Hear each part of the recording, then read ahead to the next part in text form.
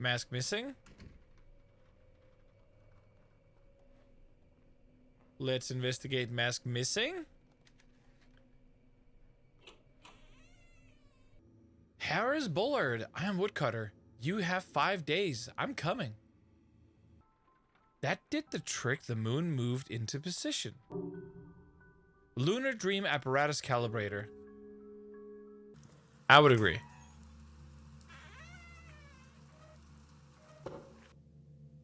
Oh. The lunar dream apparatus altering the brain to achieve permanent adiofocus. Abstract. William Benjamin Carpenter's work describing the Carpenter effect over a century ago continues to baffle psychologists today. We have struggled to understand the linkage between the conscious and the subconscious, particularly the way in which the subconscious mind seems to wield special powers of which the conscious mind is unaware. Our research attempts to give the conscious mind unfiltered access to all of the information stored in the subconscious by creating an artificial bridge between the two. We have done this in a rudimentary way with a set of lenses that refract the light by tracking alterations in brainwaves, but a more robust connection requires permanent alteration of the brain. The lunar dream apparatus combines engineering, psychology, neuroscience, and a bit of physics to create just such a connection. In order to give the subject some control over their own subconscious, we have chosen the moon as a mental mnemonic. After undergoing treatment in the lunar dream apparatus, the subject's conscious and subconscious are merged whenever a full moon is visible. This paper describes the construction of the apparatus, its functions, the details of our research, and data recorded from our first test subject. Co-author Josephine Herrera. Oh, wait a minute. So Joe was in the machine? Joe, this is the only remaining copy of our research material. I destroyed the rest. Take this, get out of here. After I'm gone, they'll turn this house upside down looking for answers. Josie, I know about the secret room behind your wardrobe. If you've stashed anything there, you must get rid of it. I've already cleaned out the freezer. I'm counting on you. Take the files, destroy the machine, and get out. So there's a secret room. But not in his room, in her room. Search the basement freezer, explore Josie's secret room. Wait, what? What are we doing? Huh?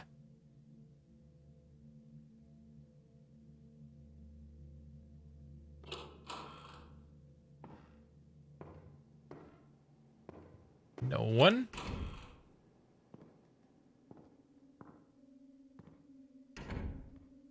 So there's a secret room.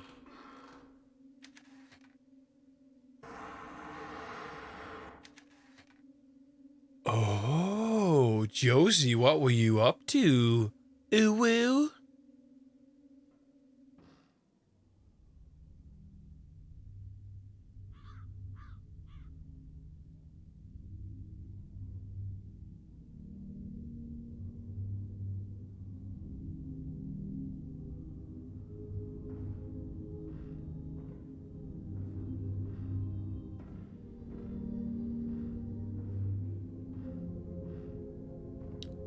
I can't see anything.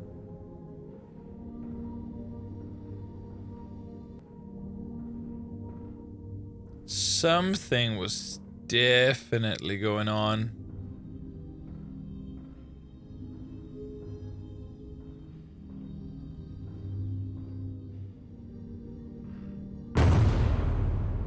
Monkey!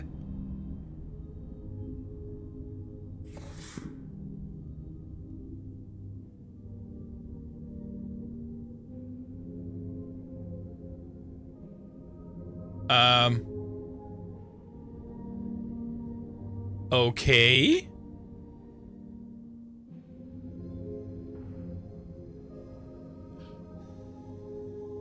Monkey gone?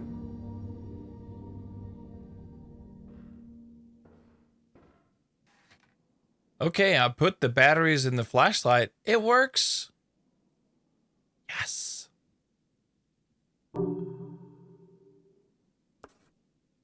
We explored the room. I'm not going to ask what she was doing in a secret room with batteries. Stop it, guys. Stop it. Oh, you guys. Dear Diary, I was thinking about Dad today. I finally got some confirmation from the insurance company, which fills in some blanks. Here's what I know so far. Dad went to war in 1940 to the Philippines. He had some minor injury and was discharged in 1944. He was the only member of his unit to survive, the rest having died in a submarine in 1946. His parents' home in Illinois burned down and he turned up to collect the insurance payout. At least somebody did. He didn't have any other family, so it must have been him. But after that, I can't find any trace of him. Then in 1952, his name, Harris Bullard, turns up in the footnotes of a research paper from Oakley College. Is this Dad? If so, what was he doing in the years after the war? Maybe he went abroad. There's some inconsistencies. Dad studied physics, not neuroscience. And Dr. Harris Bullard of Oakley College seems to have a chemistry background. There couldn't have been two Harris Bullards at the UC in the 1930s, could there? The scariest thing for me is that Dr. Bullard looks nothing like the one photo I have of my father. In the photo, his face looks different and he's not so tall and skinny. Of course, he would have been younger as the photo was taken before I was born, but maybe it's not Dad in the photo at all. I changed my major to neuroscience and moved out here with one purpose, to figure out if Dr. Harris Bullard of Grove, Kansas, is the man who promised to marry Mama in 1939. It's been 2 years and I'm still not sure. I don't have the guts to ask him. What if I'm wrong? What will that make me? So, Harriet Bullard is her father, but he looks different. Fair enough. Dear Diary, got a letter from the Herreras today. They're good parents, even if they aren't my real parents. They sent the letter to me at Dr. Bullard's address, which means they know I'm living here. I wonder if they are worried. The whole town seems to have decided that the only reason I'd stay there is that I'm sleeping with them. I don't care what the small-minded bumpkins around here think, but I hope the Herreras aren't worried. Maybe soon I can tell them what I'm really up to. Also, Bobby Sawyer gave me another draft of his novel. It's really weird, but I think it's pretty good. I've been typing up his manuscripts on Dr. Bullard's typewriter. I'm fixing mistakes and making little edits as I go. When he's done, he's going to submit the typed version to Amazing Stories of Worlds of Tomorrow. I hope they publish it.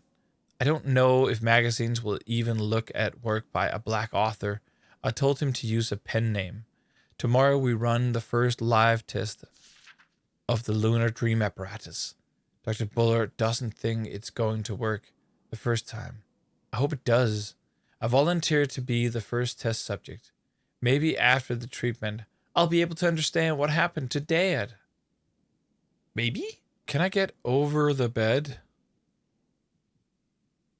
Nah, it doesn't look like it. Doesn't seem like there's much left to do, really. Anything creepy? Nope. Someone is definitely waiting for us. Because they placed the monkey. And then they removed the monkey. Someone sure as hell knows.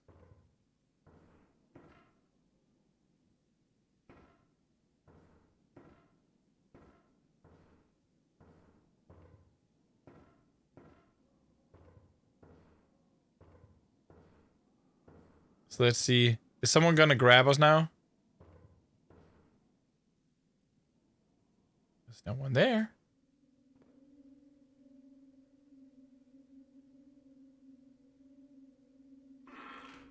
Okay. So far seems we're good.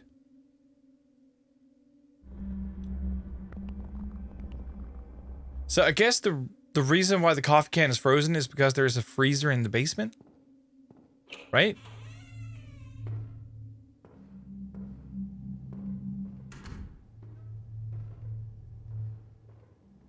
I just expect something just, you know, around the corner just knocking my brains out with a bat. Nobody? Nobody?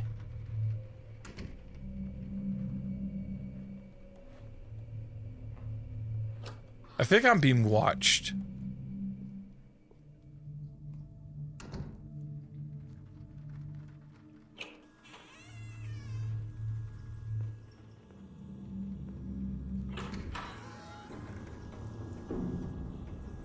Fudge.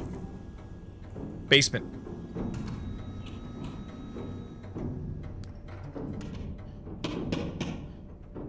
Fuck you.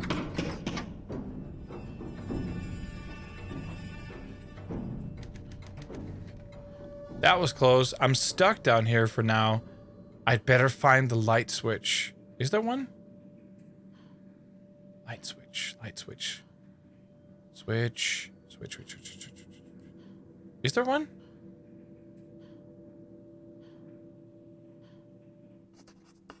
Okay, turn on the lights.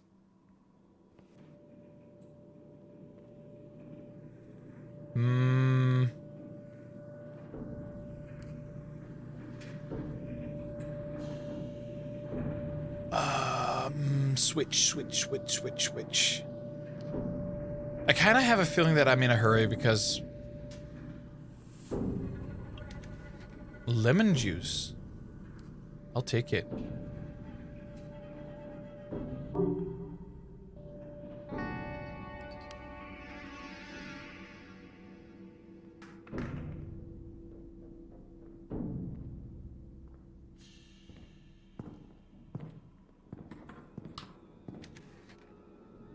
Wait, what?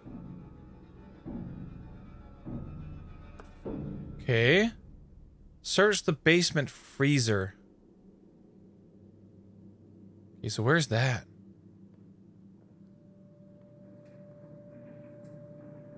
Oh, Prince. I haven't had a good night's sleep in 3 days. I've been giddy ever since I figured that this might be a murder case. Oh. Not even a broken arm could keep me down. But now that I'm here, the truth seems a lot more complicated. This story is my shot. Better make it count. I agree. Okay. So this looks like doors.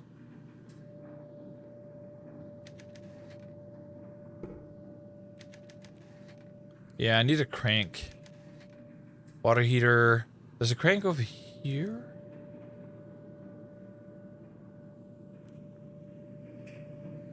Oh, piece of paper. Give it to me. Daily log. Bullard. Today I turned in my resignation at the college. I have arranged for my lab to be moved to my house and am having the icebox installed next Tuesday. I've taken steps to ensure secrecy. Woodcutter may have forced me out of the school, but now the research can continue without his knowledge. I'm lucky that the house has such an interesting history. Josie came to my office as I was packing up. She was distraught, her eyeshadow all smeared. I have never seen a student so emotionally affected. She's been a valuable assistant this year, and the research will be harder without her. It occurred to me to invite her to work with me at my home, but I hardly think she would have accepted. The young woman now holds a graduate degree in an esoteric neuroscience at the age of 23. What does she need an old man like me for? I don't know. Daddy issues? Uwu?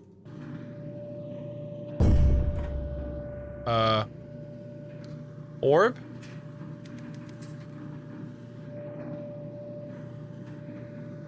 Maybe we should find goggles?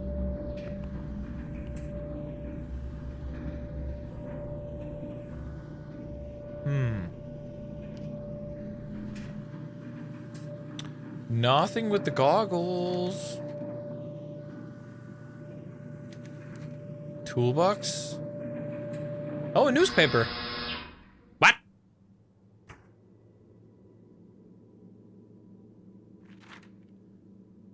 Spring cleaning with chemistry. At Daddy. Oh yeah.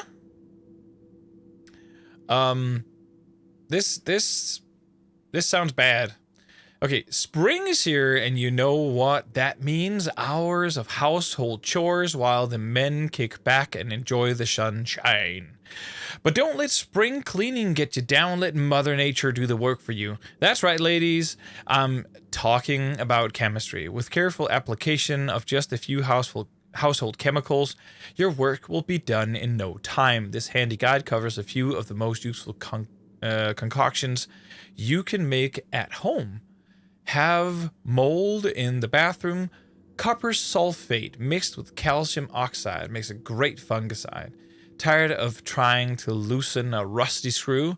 Just add borax to lemon juice to create a powerful rust remover. Does your man complain about your tap water? You can soften it up by adding sodium carbonate. Don't waste time. Okay, so I think I need to remember these. So if we have mold, we can use copper sulfate and calcium oxide. I did find some lemon juice and an unknown chemistry, so unknown chemical. That might be borax. So I think there is something rusty that I need to loosen. Does your man complain about your tap water? Soften up with sodium carbonate. Cleaning the hard way. A simple set of common chemicals can help you get the work done faster and smarter. Bleach.